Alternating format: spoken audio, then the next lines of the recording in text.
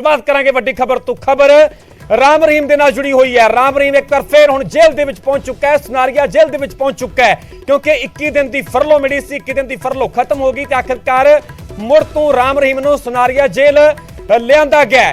राम रहीम जिसनों 21 दिन की फरलो मिली सी, वख-वख केसां की गल कीती जावे तां वख-वख केसां दे विच सुनारिया जेल दे विच सजा कट रहा है। 21 दिन की फरलो खत्म होने तो बाद मुड़ तो सुनारिया जेल लिआंदा गया है। राम रहीम के नाल जुड़ी हुई है वड्डी खबर है। हालांकि 21 दिनों के दौरान बड़ी सियासत भी गरमाउंदी है, इस दौरान Z+ सुरक्षा भी मिलती है, उसनूं लैके भी विरोधियों के वल्लों सवाल खड़े किए जाते हैं। पर आखिरकार 21 दिन की फरलो खत्म हो गई। कल आखिरी दिन सीगा फरलो का, अज सख्त सुरक्षा के हेठ राम रहीम नूं सुनारिया जेल पहुंचाया गया, सुनारिया जेल लिआंदा गया। सो राम रहीम के नाल जुड़ी हुई है वड्डी खबर तुहानूं दस रहा। राम रहीम मुड़ तो जेल पहुंच चुका है। हुण फिर उसनूं अगला समा जिहड़ा ओह सुनारिया जेल दे विच ही गुजारना पवेगा क्योंकि वख-वख केसां दे विच सुनारिया जेल दे विच सजा कट रहा राम रहीम ते पिछले रिकॉर्ड के आधार पर उसनूं पिछले दिन 21 दिन की फरलो दी गई सी। हालांकि 21 दिन की फरलो लैके सवाल इस करके भी खड़े होए क्योंकि पंजाब दे विच चोणां तो पहलां, पंजाब दे विच वोटिंग तो पहलां ये फरलो दी गई। इस फरलो नूं लैके विरोधी पार्टियां ने कई सवाल खड़े किए, पर आखिरकार 21 दिन का समा, 21 दिन की फरलो खत्म हो चुकी है ते मुड़ तो सुनारिया जेल पहुंच चुका है, सलाखां दे पिछे पहुंच चुका है राम रहीम। मुड़ हुण जेल दे विच डेरा होवेगा गुरमीत राम रहीम दा। हालांकि 21 दिनों की गल की जाए तो पूरे 21 दिन गुरुग्राम का एक आश्रम है, उस आश्रम के विच रहा राम रहीम। हालांकि डेरा सिरसा की गल की जाए तो डेरा समर्थकों के वालों इंतजार किया जा रहा है कि शायद राम रहीम डेरा सिरसा पहुंचे। सब तो पहलियां तस्वीरां तुहानूं विखा रहे हैं राम रहीम के काफले दियां, राम रहीम दियां जदों उसनूं जेल लिजाया गया। सुपर एक्सक्लूसिव तस्वीरां वेख रहे हो तुसीं न्यूज़ 18 पंजाब ते।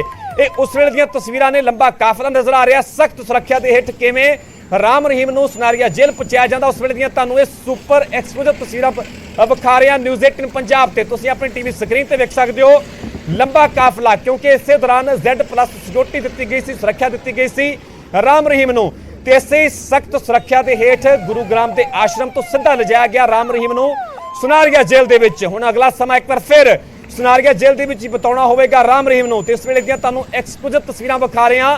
राम रहीम इसे काफले दे विच है ते इसे सख्त सुरक्षा के हेठ राम रहीम नूं सुनारिया जेल दे विच पहुंचाया गया ते हुण फिर डेरा होवेगा राम रहीम दा सुनारिया जेल दे विच। एक बार फिर राम रहीम सलाखां दे पिछे पहुंच चुका है, सलाखां दे पिछे पहुंचाया गया सख्त सुरक्षा के हेठ। तुहानूं काफले दियां तस्वीरां विखा रहे हैं, लंबा काफला नजर आ रहा है, वड्डे पद्धर ते सिक्योरिटी सुरक्षा मुलाजम नजर आ रहे थे। इसे सख्त सुरक्षा के हेठ राम रहीम नूं सुनारिया जेल दे विच पहुंचाया गया। उस वेले दियां तुहानूं एक्सक्लूसिव तस्वीरां विखा रहे हैं क्योंकि 21 दिन की फरलो सी, 21 दिन की फरलो कल खत्म हुई, कल आखिरी दिन सीगा ते फरलो खत्म होने तो बाद सीधा गुरुग्राम तो सुनारिया जेल पहुंचाया गया राम रहीम नूं। हालांकि डेरा सिरसा की गल की जाए तो डेरा समर्थकों के वालों कई तरह की तैयारियां भी कीतियां गईयां। इंतजार किया जा रहा सीगा राम रहीम का कि शायद 21 दिनों के दौरान राम रहीम डेरा सिरसा भी जाएगा, पर जी फरलो मिली सी इसे शर्तें मिली सी, उसदे विच बकायदा लिखा गया सीगा कि 21 दिन का जिहड़ा समा है वह राम रहीम गुरुग्राम के आश्रम दे विच ही बिताएगा। तो जिवें 21 दिन का समा खत्म होया, फरलो खत्म हुई तो गुरुग्राम तो सख्त सुरक्षा के हेठ पूरी पुलिस की टीम राम रहीम नूं नाल लैके ठीक पहुंचती है सुनारिया जेल, जिथे कि पहले ही सुनारिया जेल दे विच वख-वख केसां दे विच सजा कट रहा है राम रहीम। तो हुण फिर सुनारिया जेल दे विच डेरा होवेगा राम रहीम दा। अगला समा फिर बिताउणा पवेगा राम रहीम नूं सुनारिया जेल दे विच क्योंकि इस फरलो की गल की जाए तो 21 दिन की फरलो के दौरान Z+ सुरक्षा दी जाती है। इस नूं लैके तर्क भी दिता जाता है हरियाणा सरकार के वालों हाईकोर्ट के विच यह भी कहा जाता है कि राम रहीम सीधे तौर पर दोषी नहीं है, हार्डकोर अपराधी नहीं है। इस नूं लैके आधार बनाया जाता Z+ सुरक्षा का। पर जेकर अपडेट की गल की जाए तो 21 दिन की फरलो खत्म हो चुकी है तो 21 दिन की फरलो खत्म होने तो बाद मुड़ तो पहुंच चुका है सुनारिया जेल राम रहीम। सो सीधा रुख करते हैं रोहतक दा। रोहतक जिथे सुनारिया जेल है, जिथे लिआंदा गया राम रहीम नूं, सीधा रुख करते साडे ग्राउंड जीरो तो सहयोगी जुड़ चुके हैं तरिंदर चौधरी। तरिंदर, फिलहाल दियां किस तरह दियां तस्वीरां, की जेल दे विच मुड़ तो बंद कर दिता गया राम रहीम नूं, की कुछ जानकारी, की अपडेट?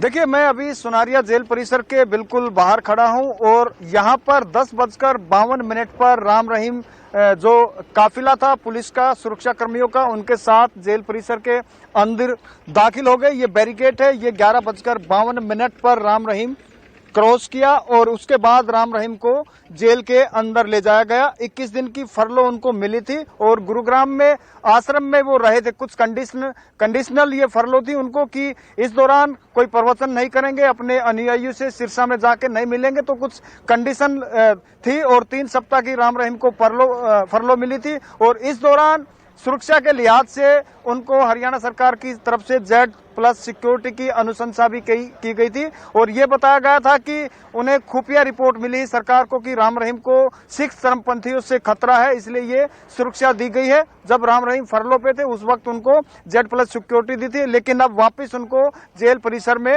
पहुंचा दिया गया है और 21 दिन की जो उनको फरलो थी वो खत्म हो चुकी है। ਤਰਿੰਦਰ, ਜੇਕਰ ਤੁਸੀਂ ਕਾਫਲੇ ਨੂੰ ਨੇੜਿਓਂ ਵੇਖਿਆ ਹੋਵੇ, ਰਾਮ ਰਹੀਮ ਨੂੰ ਨੇੜਿਓਂ ਵੇਖਿਆ ਹੋਵੇ ਤਾਂ ਰਾਮ ਰਹੀਮ ਦੇ ਕਿਸ ਤਰ੍ਹਾਂ ਦੇ ਹਾਵ ਭਾਵ ਸਨ, ਕਿਸ ਤਰ੍ਹਾਂ ਦੀ ਬਾਡੀ ਲੈਂਗੁਏਜ ਸੀ?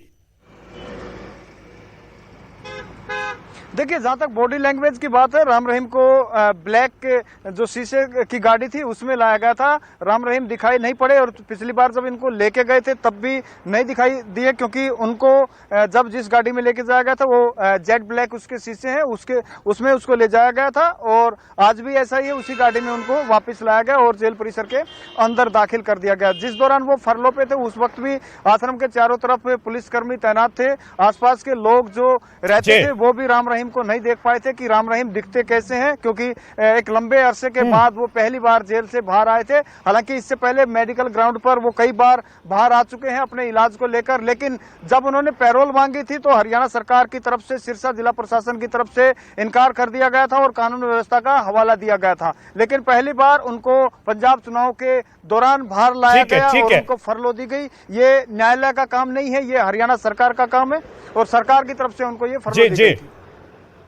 ठीक है तरिंदर, तस्वीरें विखाउण लई पूरी गलबात तुहाडा बहुत बहुत धन्नवाद। तो सुनारिया जेल एक बार फिर पहुंच चुका है राम रहीम। 21 दिन की फरलो खत्म होने तो बाद सख्त सुरक्षा के हेठ, सख्त सुरक्षा के पहरे के हेठ सुनारिया जेल लिआंदा गया राम रहीम नूं ते हुण फिर जेल दे विच डेरा होवेगा राम रहीम दा। सुनारिया जेल दे विच समां बिताउणा होवेगा।